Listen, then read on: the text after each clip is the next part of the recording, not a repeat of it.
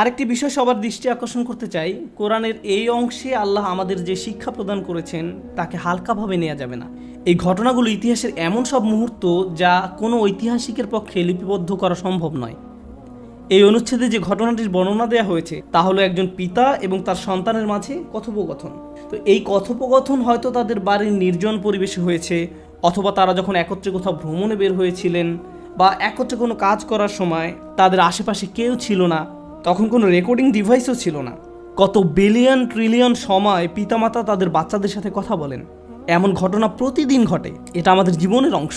তথাপি এই একটি আলোচনাকে আল্লাহ এত গুরুত্ব দিলেন যে মানবজাতি এই কথোপকথন থেকে কিয়ামত পর্যন্ত হিদায়াত পেতে থাকবে। তাই তিনি এই কথোপকথনকে কোরআনের অংশ করে দিলেন। এটা একটা বিরাট ব্যাপার। আল্লাহ এমন একজনকে সেলিব্রিটি বানিয়ে দিলেন যার সম্পর্কে অন্য কোনোভাবে জানা সম্ভব ছিল না। আল্লাহ এই কথোপকথনটিকে চিরস্থায়ী বানিয়ে দিলেন, অন্যথায় এই সম্পর্কে জানা আমাদের পক্ষে সম্ভব ছিল না। কোরআন থেকে যখন আমরা কিছু শিখব বা জানব, আমাদের একটু পেছনে সরে এসে প্রথমে এটার তারিফ করা উচিত, উপলব্ধি করা উচিত যে আল্লাহ আমাদের কত বড় উপকার করেছেন। ওয়ায়ুআল্লিমুকুম মা লাম তাকুনু তা'লামুন, আর তোমাদের শিক্ষা দেবেন এমন বিষয় যা কখনো তোমরা জানতে না। আল্লাহ কোরআনে বিষয়টা উল্লেখ না করলে অন্য কোনোভাবে এই জ্ঞান এবং প্রজ্ঞা সম্পর্কে আমাদের জানার উপায় ছিল না। আল্লাহ লুকমান সম্পর্কে কি বলেছেন? আল্লাহ বলেন, ওয়ালাকাদ আতাইনা লুকমান আল হিকমা, আমি লুকমানকে প্রজ্ঞা দান করেছি। এই আয়াতের কিছু অংশ আমি সংক্ষেপে ব্যাখ্যা করব, আর কিছু অংশ বিস্তারিত ব্যাখ্যা করব। একটি বা দুইটি প্রসঙ্গ নিয়ে কথা বলবো। যদি সম্পূর্ণ আয়াত নিয়ে কথা বলতে যাই তাহলে আমাদেরকে এখানে অনেক বেশি সময় থাকতে হবে। যাই হোক, আল্লাহ বলেছেন তিনি তাকে প্রজ্ঞা দান করেছেন। আরবি ভাষায় প্রজ্ঞা বলতে আসলে কি বোঝায়? আল ইলমুন নাফিউন ওয়াল আমালু বিহি, অর্থাৎ এমন উপকারী জ্ঞান যা অনুযায়ী কাজ করা হয়। তাই আপনার অনেক জ্ঞান থাকার মানে এই নয় যে আপনার অনেক প্রজ্ঞাও রয়েছে। এর মানে হলো আপনার অনেক ইলম রয়েছে, প্রজ্ঞা নয়। প্রজ্ঞা বলতে আসলে অন্য কিছু বোঝায়। প্রজ্ঞা বলতে এটাও বোঝায় না যে আপনি যখন অনেক কবিতার উদ্ধৃতি দিতে পারেন বা এমন জ্ঞানগর্ভ কথা বলেন যা শুনে লোকজন বলে উঠে বাহ। ক্লাসিক্যাল আরবির সংজ্ঞা অনুযায়ী হিকমা বলতে এটা বোঝায় না। হিকমা বা প্রজ্ঞা হলো সত্যটাকে গভীরভাবে জানা এবং সে অনুযায়ী জীবনযাপন করা। অতীতের মানুষ হিকমা বলতে এটাই বুঝতেন।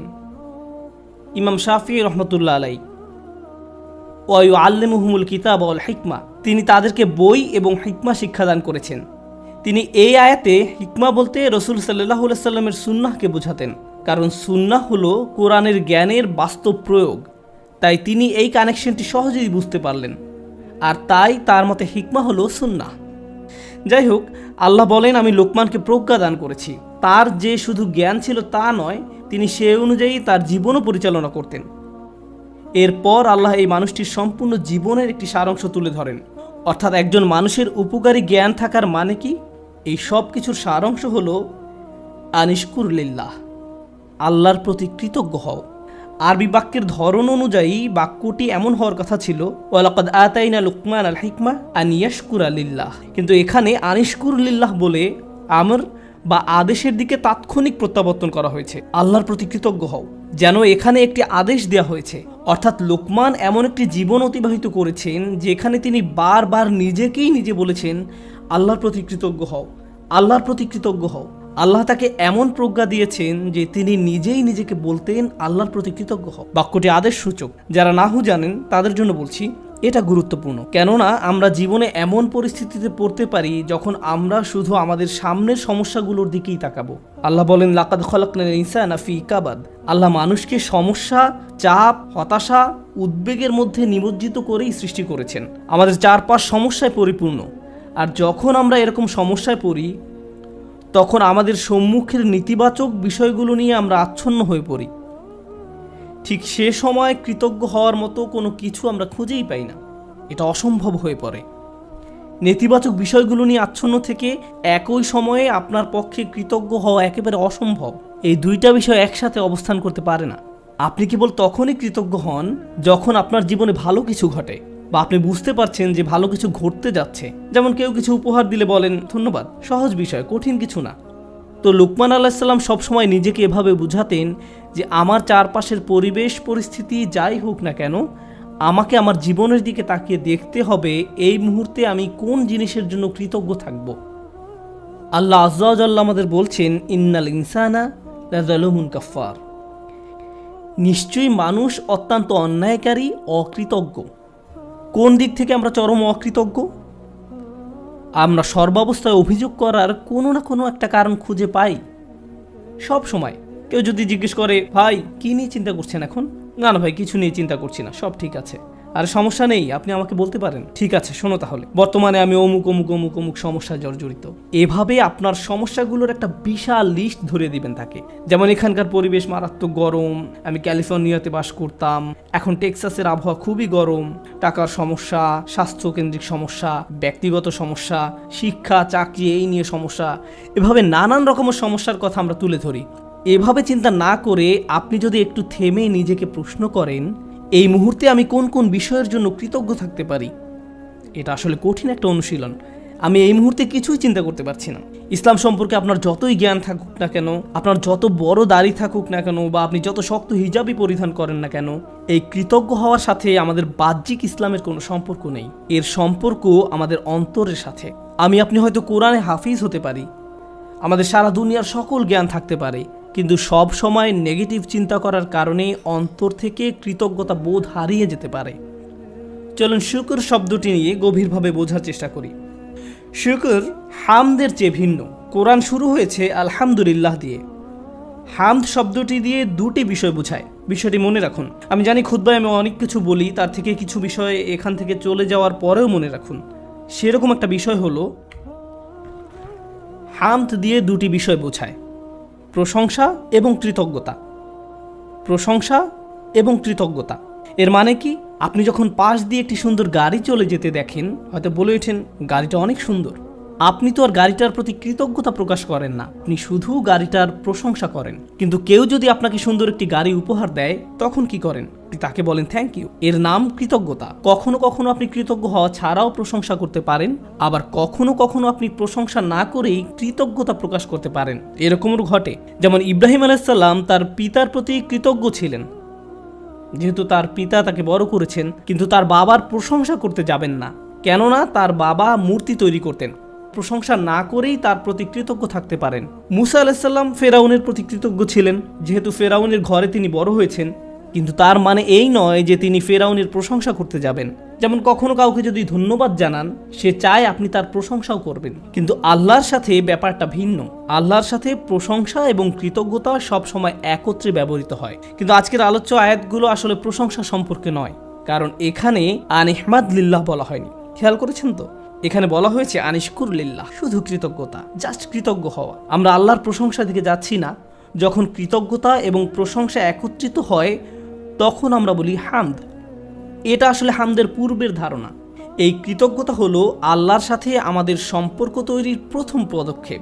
আমরা যদি আমাদের লক্ষ্যে পৌঁছাতে চাই, আমাকে আমার নিজের সাথে, আপনাকে আপনার নিজের সাথে আলোচনা করতে হবে যে কোন কোন জিনিসের জন্য আমরা আল্লাহর প্রতি কৃতজ্ঞতা প্রকাশ করব। আনিশকুর লিল্লাহ। আমি আপনাদের পূর্বেই বলেছিলাম, প্রজ্ঞা মানে শুধু উপকারী জ্ঞান নয়, এটা শুধু উচ্চমানের চিন্তার নাম নয়। এর সম্পর্ক জ্ঞান অনুযায়ী আপনার আচরণ কতটুকু পরিবর্তিত হচ্ছে তার সাথে সম্পর্কযুক্ত। আপনারা সম্ভবত এই কথাটি বহুবার শুনেছেন, গ্লাস কি অর্ধেক খালি নাকি অর্ধেক পূর্ণ? যে সবসময় আল্লাহর প্রশংসা করে, সে অর্ধেক পানি পেয়েই আল্লাহর প্রশংসা করবে। আর যে অকৃতজ্ঞ, সে বলবে গ্লাসটি কেন পরিপূর্ণ না, পানি কেন ঠান্ডা নয়, কেন এই রুমটি এত গরম। অসম্পূর্ণতা নিয়ে সব অভিযোগ। যে আল্লাহর প্রতি কৃতজ্ঞ নয়, তার মনোভঙ্গি এমনই, সে এমন আচরণই রপ্ত করে। তারপর আল্লাহ বলেন, তিনি বলেন ওমা ইয়াশকুর ফা ইন্নামা ইয়াশকুরু লিনাফসিহি, যে কৃতজ্ঞতা প্রকাশ করে, অর্থাৎ শুধু লোকমান আলাইহিস সালাম নয়, যে কেউ কৃতজ্ঞতা প্রকাশ করে সে তা নিজের কল্যাণেই করে। হয় আমি সবসময় লোভী এবং অসুখী, যেমন আমি আমার সম্পর্কগুলো নিয়ে অসুখী, আমার সন্তানদের নিয়ে অসুখী, আমার পিতামাতাকে নিয়ে অসুখী, বন্ধুদের নিয়ে অসুখী, চাকরি নিয়ে অসন্তুষ্ট, যে জামা কাপড়গুলো পরিধান করি তা নিয়ে অসন্তুষ্ট, আমার চেহারা নিয়ে অসন্তুষ্ট, পড়ালেখা নিয়ে অসন্তুষ্ট, আমার সম্পর্কে মানুষের মতামত নিয়ে আমি অসন্তুষ্ট। এভাবে সব সময় আমি কিছু না কিছু নিয়ে অসন্তুষ্ট থাকি। আমি এমনই। আপনার অবস্থা যদি এমন হয়, আপনি সারাক্ষণ যদি বিভিন্ন জিনিস কামনা করতে থাকেন, এই আয়াতটি আমাদের শিক্ষা দিচ্ছে যে আপনি এর মাধ্যমে আসলে নিজেকেই কষ্ট দিচ্ছেন। আপনি নেগেটিভ চিন্তার মাঝে নিজেকে ডুবিয়ে রাখছেন, আর এটা আপনাকে অসার নিস্তেজ বানিয়ে ফেলছে। প্রকৃতপক্ষে কৃতজ্ঞতার জিন্দেগি পরিত্রাণ নিয়ে আসে। এটা আপনাকে নেগেটিভ চিন্তা থেকে মুক্তি দান করে, ফলে আপনি অনেক বেশি কর্মক্ষম থাকেন, সক্রিয় থাকেন। কৃতজ্ঞতা আপনাকে মানসিক শক্তি দান করে, আশাবাদী করে তোলে, উজ্জীবিত করে তোলে। আপনি এমন সব কাজ করতে পারেন যা অন্যথায় সম্ভব হতো না। আমার অভিজ্ঞতা হলো, আশা করি আপনাদের অভিজ্ঞতা এমন নয়, দুর্ভাগ্যক্রমে মুসলিম উম্মাহ হিসেবে আমরা নেতিবাচক চিন্তায় আসক্ত হয়ে পড়েছি। আমরা নেতিবাচকতায় এমন আসক্ত যে কাউকে উম্মার জন্য কিছু করতে দেখলে বলি, কি লাভ এসব করে, কোনো কিছুরই পরিবর্তন হবে না। তার কাজে ভালো কিছু দেখার পরিবর্তে আমরা বলি, আরে ভাই এতে কোনো লাভ হবে না, কোনো লাভ হবে না, অমুক অমুক সমস্যাগুলোর তো কোনো সমাধান হয়নি। ফিরে আসো, আমাদের সাথে নেগেটিভ ক্লাবে যোগ দাও, তুমি এত পজিটিভ চিন্তা কেন করো? অর্থাৎ কাউকে পজিটিভ দেখলে আমাদের কেমন যেন একটা গা জ্বালা করে। জিনিসটা তো এরকম হওয়ার কথা নয়, কেন আমরা তাকে আবার নেগেটিভ জগতে ফিরিয়ে আনছি না? দুঃখজনকভাবে কখনো কখনো এই মনোভাব এমন মানুষদের মাঝে দেখা যায় যাদেরকে আমরা অনুসরণ করি, যেমন পিতামাতা। যখন একজন পিতা সবসময় নেতিবাচক চিন্তা করেন, যখন মা সবসময় নেগেটিভ চিন্তায় ডুবে থাকেন, কিভাবে সেই পরিবারে কৃতজ্ঞ ছেলে মেয়ে বেড়ে উঠবে? তারা যদি আপনাকে সবসময় অভিযোগ করতে দেখে, সব সময় আপনাকে দুঃখ ভারাক্রান্ত দেখে, আপনার বাচ্চারা যদি আপনাকে কখনো কোনো কিছুর জন্য কৃতজ্ঞ হতে না দেখে, কার কাছ থেকে তারা কৃতজ্ঞতা শিখবে? এমন অনেক মুসলিম আমার কাছে আসে যারা নিজেদের ধার্মিক মুসলিম হিসেবে পরিচয় প্রদান করে না। আমি আপনার কিছু ভিডিও দেখেছি, কিন্তু আমি আসলে কখনো মসজিদে যাই না। আমি তখন জিজ্ঞেস করলাম যে কেন আপনি নিজেকে ধার্মিক মুসলিম হিসেবে পরিচয় দেন না? নিজেকে ধার্মিক মুসলিম সমাজের অংশ মনে করতে আপনার দ্বিধা কেন? উত্তরে তারা কি বলে জানেন? তারা বলে এই ধার্মিক মুসলিমরা সব সময় বিপর্যস্ত থাকে, তাদের সব সময় রাগান্বিত দেখায়। কিভাবে এমনটা হলো? যে মানুষদের কাছে স্বর্গীয় ব্যাপার রয়েছে তাদের অবস্থা এমন কি করে হলো? এই আয়াতে প্রজ্ঞা বলতে কৃতজ্ঞতা বোঝানো হয়েছে। হিকমার সারমর্ম হলো, হিকমার নির্যাস হলো শুকর বা কৃতজ্ঞতা। যে নিয়মিত আল্লাহর দিন সম্পর্কে জ্ঞান লাভ করতে থাকে তাকে কেন এমন দুর্দশাগ্রস্ত লাগবে? মূলত আপনি যত বেশি কৃতজ্ঞ হবেন, আপনাকে তত বেশি ইতিবাচক দেখাবে। সব সময় সব কিছুতেই আপনি ইতিবাচক দিকটি খুঁজে পাবেন। এমনকি যখন আমরা দুঃখ ভারাক্রান্ত হয়ে পড়ি, তখন আমরা নিজেদের এই বলে প্রবোধ দেব যে আমি এই মুহূর্তে কোন কোন বিষয়ের জন্য কৃতজ্ঞ থাকতে পারি। তারপর নিজের মনকে শক্ত করে আবার দাঁড়িয়ে যান। এখন আমার মুসা আলাইহিস সালামের কথা মনে পড়ে গেল। আমি আসলে সব সময় মুসা আলাইহিস সালামের এই ঘটনাটি দ্বারা অনুপ্রাণিত হই। তিনি নীল নদ পার হয়ে অপর প্রান্তে চলে গেলেন। তার সাথে বনি ইসরায়েলের হাজার হাজার মানুষ, আর সবাই ঘরবাড়িহীন, নিঃস্ব। তার উপর তারা মরুভূমিতে বিচরণ করছেন। তাদের মাথার উপর কোনো ছাদ নেই। পুরুষ, নারী, শিশু, বৃদ্ধ সবাই হয়তো কষ্টে কান্নাকাটি করছে। আমরা এখন টেক্সাসের 100 ডিগ্রি ফারেনহাইট তাপমাত্রায় 20 মিনিট থাকতে পারি না, বলে উঠি আমাকে এখনই বাসায় যেতে হবে। আর তারা মরুভূমিতে বাস করছেন। এখন মুসা আলাইহিস সালাম তাদেরকে শান্ত করার লক্ষ্যে তাদের উদ্দেশ্যে বক্তব্য দিবেন। তিনি তাদেরকে বললেন, লা ইন শাকারতুম লা আযীদান্নাকুম, যদি তোমরা কৃতজ্ঞ হও আমি তোমাদের বাড়িয়ে দেব। আমি ভেবেছিলাম যে তিনি তাদের ধৈর্য ধরা নিয়ে খুতবা দিবেন, কিন্তু না, তিনি তাদের উদ্দেশ্যে কৃতজ্ঞতা নিয়ে খুতবা দিলেন। কেউ হয়তো বলতে পারে, আরে আমরা কি নিয়ে কৃতজ্ঞ হব? আবহাওয়ার অবস্থা দেখেছো, আমাদের বাচ্চাদের অবস্থা, আমরা ক্ষুধায় কাতর, গায়ের জামাটা ছাড়া আর কোনো জামা নেই, আমাদের কোনো খাবার নেই। কৃতজ্ঞ কিসের জন্য কৃতজ্ঞ হব? আপনি যদি একটু থেমে চিন্তা করেন, কারণ ফেরাউনের বাহিনী তোমাদের হত্যা করতে পারেনি, অথবা তোমরা ডুবে যাওনি, অথবা তোমরা এখন আর মিশরীয়দের দাস নও, তোমাদের বাচ্চাদের আর জবাই করা হচ্ছে না, তোমাদের মহিলাদের আর নিপীড়িত জীবনযাপন করতে হচ্ছে না, চোখের সামনে মহিলাদের নির্যাতিত হওয়ার দৃশ্য আর পুরুষদের দেখতে হচ্ছে না। তোমরা এই সব কিছুর জন্য কৃতজ্ঞ নও? অভিযোগ করছো? কৃতজ্ঞ হওয়ার জন্য আপনি সব সময় কিছু না কিছু খুঁজে পাবেনই। সব সময় এমন কিছু পাবেন যা আরও খারাপ হতে পারত। সুতরাং এই ধরনের প্রজ্ঞা নিয়ে বেঁচে থাকা খুবই কঠিন। কিন্তু কেউ যদি এভাবে জীবনযাপন করতে পারে তাহলে সে শুধু নিজেরই উপকার করলো। অমাইয়াশকুর ফা ইন্নামা ইয়াশকুরু লিনাফসিহি, যে কৃতজ্ঞতা প্রকাশ করে সে তা নিজের কল্যাণেই করে।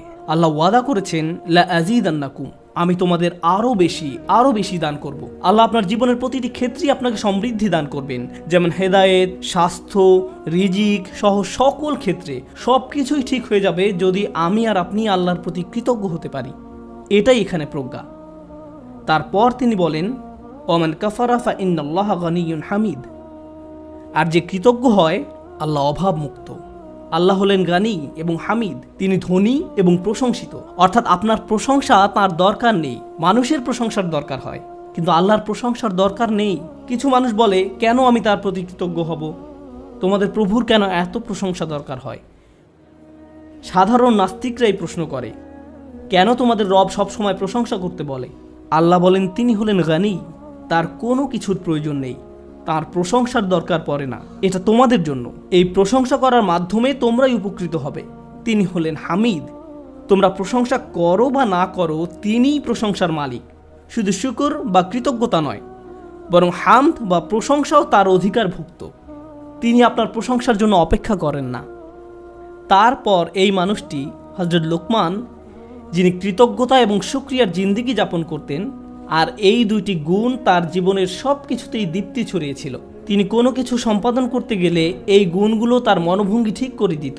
আপনি কি কাজ করেন সেটা যেমন গুরুত্বপূর্ণ, তার চেয়েও বড় গুরুত্বপূর্ণ ব্যাপার হলো এই কাজের প্রতি আপনার মনোভঙ্গি কেমন।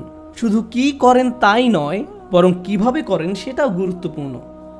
আপনারা উভয়ে বিসমিল্লাহ বলে খাওয়া শুরু করেছেন, সব কিছু দেখতে একই রকম, কিন্তু একজনের কৃতজ্ঞতার মনোভঙ্গি ছিল আর অন্যজনের সেটা ছিল না। একজন এই দুনিয়া এবং পরকাল উভয় জগতেই লাভবান হবে, অন্যজন হবে না। অন্যজন এই সমস্ত উপকারের দরজা বন্ধ করে রেখেছে, কারণ যে দৃষ্টিভঙ্গিতে সে খেয়েছিল সেটা কৃতজ্ঞতার দৃষ্টিভঙ্গি ছিল না। শুকর শুধু কাজের নাম নয়, এটা মনোভঙ্গিরও নাম। এখন তিনি তার ছেলেকে কি বললেন? ওয়াইজ ক্বালা লুকমানু লিইবনিহি ওয়া হুয়া ইয়াইযুহু। লোকমান যখন উপদেশ দেওয়ার সময় তার ছেলের দিকে ফিরে বললেন, হে আমার ছেলে, আমার প্রিয় সন্তান, লা তুশরিক বিল্লাহ, আল্লাহর সাথে শিরক করো না, আল্লাহর কোনো অংশীদার সাব্যস্ত করো না। কিন্তু আলোচনার সূত্রপাত তো শিরক দিয়ে হয়নি, মূর্তি পূজা নিয়ে তো এই কথাবার্তা শুরু হয়নি। আলোচনা তো ছিল কৃতজ্ঞ হওয়া নিয়ে। আমরা শাব্দিক দৃষ্টিকোণ থেকে একটি বিষয় এখানে শিখছি, শিরক এবং শুকর এর একটি শাব্দিক মিল আছে, কিন্তু আরেকটি বিষয় আমাদের এখানে জানতে হবে। আল্লাহ আমাদের এখানে শেখাচ্ছেন তার সাথে আমাদের সম্পর্কের মূল কেন্দ্রবিন্দু হলো আসলে কৃতজ্ঞতা। আমাদের আল্লাহর প্রতি যত ধরনের অনুভূতি রয়েছে, আমরা তার দাস, আমরা তাকে ভয় করি, আমরা তার কর্তৃত্ব মেনে নিয়েছি, আমরা জানি যে তিনি আমাদের সৃষ্টিকর্তা, এই সব কিছুই সত্য। কিন্তু এই সব কিছুর মাঝে আল্লাহর সাথে সত্যিকারের সম্পর্ক তৈরি করতে হলে আমাদের অন্তরে যা থাকতে হবে তা হলো কৃতজ্ঞতা বোধ। যদি অন্তরে এর উপস্থিতি না থাকে, তাহলে অন্তর এমন এক ধরনের শিরকের বসবাস হবে যার সাথে আমরা যুদ্ধ করে পারবো না। কারণ এটা দেখতে মূর্তির মতো নয়, এটাকে দেখতে মিথ্যে কোনো খোদার মতো মনে হয় না। এটা এমন এক ধরনের মূর্তি যার বসবাস অন্তরে। তো তিনি তার সন্তানকে বলেন, আল্লাহর সাথে শিরক করো না, আল্লাহর প্রতি অকৃতজ্ঞ হয়েও না বলার পরিবর্তে তিনি এই কথা বললেন, কারণ তিনি যেহেতু মনে করেন কৃতজ্ঞ হওয়াই আসলে প্রজ্ঞা, আল্লাহর পাশাপাশি কোনো কিছুকে স্থাপন করো না। আমরা এটা কিভাবে বুঝব? লুকমান তার ছেলেকে আসলে কি শিক্ষা দিচ্ছেন? প্রসঙ্গত এটা শুধু সন্তানের সাথে পিতার কথোপকথন নয়, বরং এটা এমন যে কারো জন্য হতে পারে যার অধীনে কেউ বাস করে। আপনার জীবনে যদি এমন কেউ থাকে যে আপনার কাছ থেকে প্রজ্ঞার তালাশ করে, বিশেষত আমি বাবাদের উদ্দেশ্যে বলছি, এমনকি এর বাইরেও আপনি হয়তো বড় ভাই, আপনি এমন পজিশনে আছেন যেখানে অন্যরা আপনার অনুসরণ করে, সেক্ষেত্রে আপনার উচিত এই শিক্ষাটি তাদের নিকট পৌঁছে দেয়া। আমি নিজেকে এই প্রশ্নটি করি। আপনাদের কাউকে কাউকে আল্লাহ অনেক কিছু দিয়েছেন, যেমন আপনাদের হয়তো ভালো চাকরি আছে, ভালো ব্যবসা আছে, টাকার সমস্যা নেই, গাড়িও আছে, আপনার সব কিছুই আছে। ফলে আপনার বাচ্চাদের জীবন আপনার নিজের জীবনের চাইতেও অনেক বেশি সহজতর। কিন্তু আপনি যখন ছোট ছিলেন, আপনার জীবন এতটা সহজ ছিল না। আমার এখনও মনে আছে, ঈদের সময় আমরা বার্গার কিনতাম। আমরা একটা বার্গার কিনে পুরো পরিবার সবাই ভাগ করে খেতাম। এটাই ছিল আমাদের ঈদ। আমি আমার বোনের টুকরার দিকে তাকিয়ে থাকতাম, কারণ মাঝখানের টুকরাটা ছিল সবচেয়ে বড়।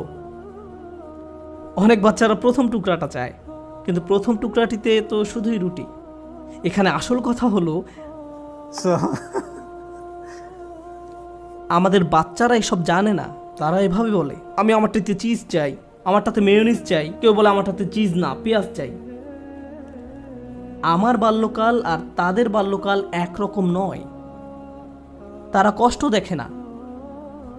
যখন আপনার টিনেজ বাচ্চা বলে, আমি ঠিক শিওর না কোন কলেজটাতে ভর্তি হব, কোন গাড়িটা যে পছন্দ করি, আপনার হয়তো তখন মনে পড়ে, ভাই আমি পাবলিক বাসে ধাক্কাধাক্কি করে কলেজে যেতাম, সকালবেলা পত্রিকা বিতরণ করতাম, কাজে 3 মিনিট দেরিতে পৌঁছানোর জন্য চাকরি হারিয়েছিলাম, আমি কোনো মতে টিউশন ফি দিতাম, বাসায় নিয়মিত বাজারও থাকতো না।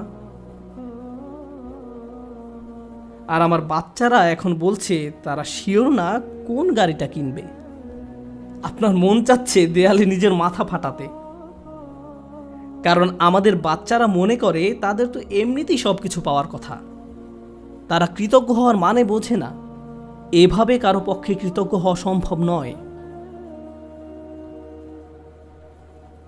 আমাদের উচিত আমাদের বাচ্চাদের টাকার মূল্য শেখানো। তাদেরকে উন্নত জীবন দেওয়ার মানে এই নয় যে তাদেরকে ভালো মানের অ্যাপার্টমেন্ট দিবেন। আপনি হয়তো অতিরিক্ত দিয়ে তাদের ধ্বংস করে দিয়েছেন। আপনার বাসা যদি খেলনায় পরিপূর্ণ থাকে আর তারা শুধু আরও নতুন নতুন খেলনা চায়, 2 দিন আগে কিনে দিয়েছেন সেটা ময়লার বাক্সে, তাহলে এই সব শেখার মানে কি? এই তিলাওয়াতের অর্থ কি?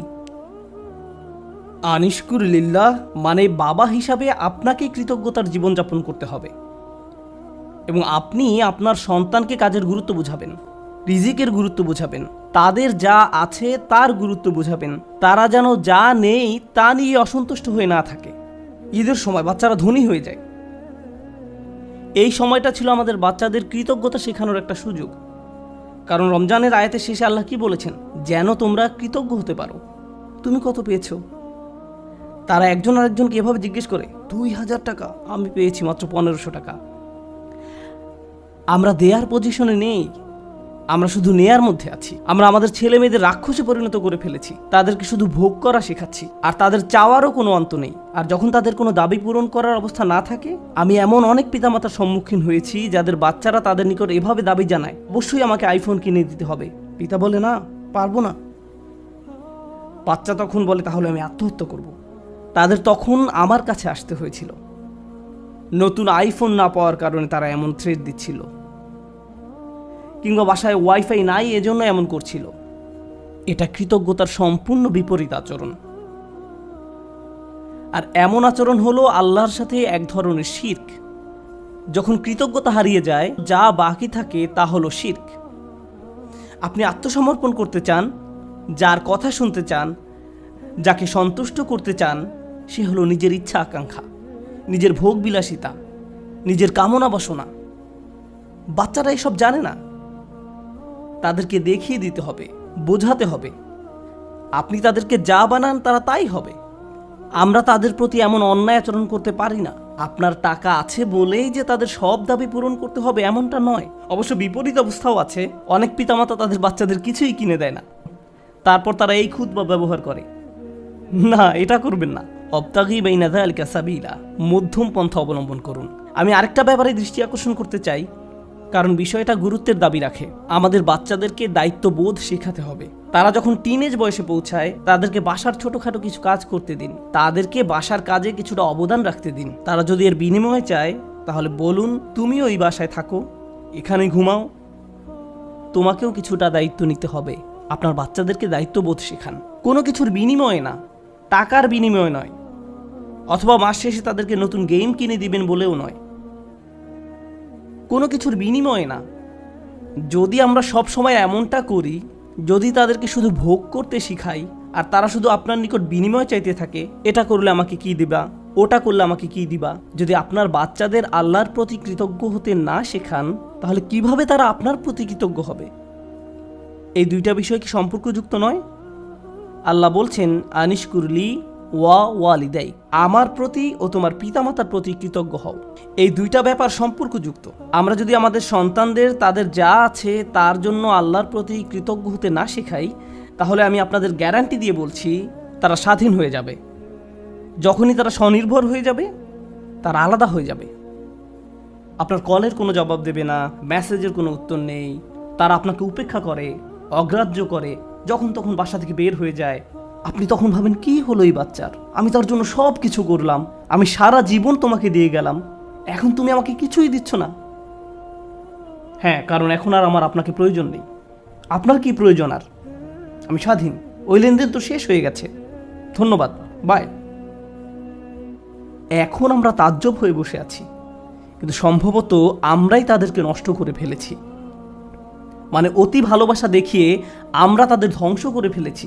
ইন্নামা আমওয়ালুকুম ওয়া আওলাদুকুম ফিতনা, আল্লাহ একটি কারণে এই কথা বলেছেন।